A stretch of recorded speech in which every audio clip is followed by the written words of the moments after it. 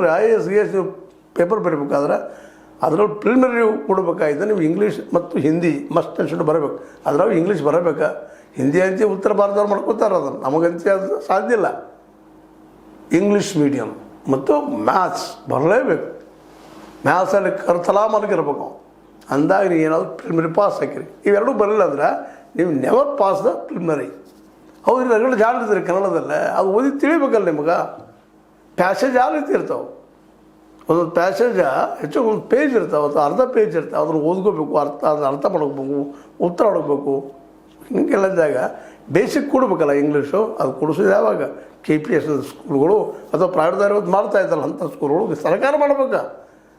ಮತ್ತು ಅದಾಗಿ ಡೊನೇಷನ್ ಹಾವಳಿ ಹೋಗ್ತೈತಿ, ಎಲ್ಲ ಡೊನೇಷನ್ ಇರೋದನ್ನೇ ಇದು.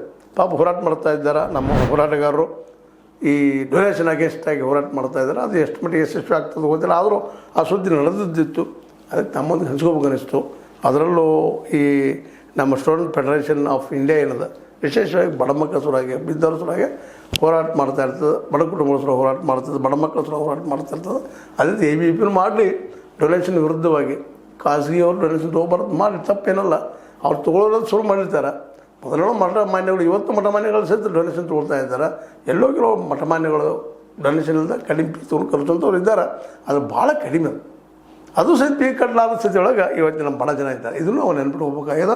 ಈ ಎಲ್ಲ ನೆಲೆಗಟ್ಟಿನಲ್ಲೇ SFI ಮಾಡ್ತಿರುವಂಥ ಸ್ಟ್ರೈಕ್ ಡೊನೇಷನ್ ಅಗೇನ್ಸ್ಟ್, ದಾನದ ವಿರುದ್ಧ. ಡೊನೇಷನ್ ಅಪ್ಪ ಅಂದ್ರೆ ನಿಮ್ಗೆ ಗೊತ್ತದ, ದಾನ ಕೊಡ್ರಿ, ಕಾಣಿಕೆ ಕೊಡ್ರಿ.